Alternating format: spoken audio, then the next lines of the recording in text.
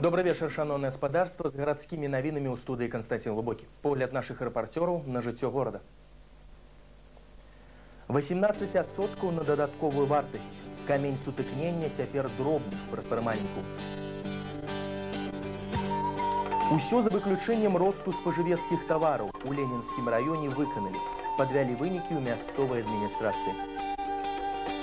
Хирурги от Бога поправить и его помылки.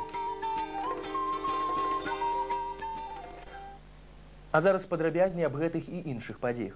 Сёння 10 лютага канцэрн Белэнерга абвесціў аб павелічэнні для насельніцтва тарыфаў на газ і электраэнергію. Да канца года тарыфы, як кажуць, паступова павялічацца на 18%. Гэтак вырашаецца канцэрнам фактычнае павелічэнне цаны на газ на тыя ж 18% за пераходу на спагнанне падатку на дадатковую вартасць па прынцыпу краіны прызначэння. Сёння ж на Беларусі адбыўся прызначаны загадзя на 10 лютага страйк прадпрымальнікаў супраць механізму спагнання ўсё таго ж 18% падатку. Спроба знаёмства з некаторымі малавядомымі мясцінамі і гісторыямі Задняпроя з вуснаў Ігара Пушкана. Жадаем усім гледачам прыемнага вечара, чакаем вашых водгукаў і пажаданняў. І нагадваем нашы тэлефоны 23 94 64 23 36 06.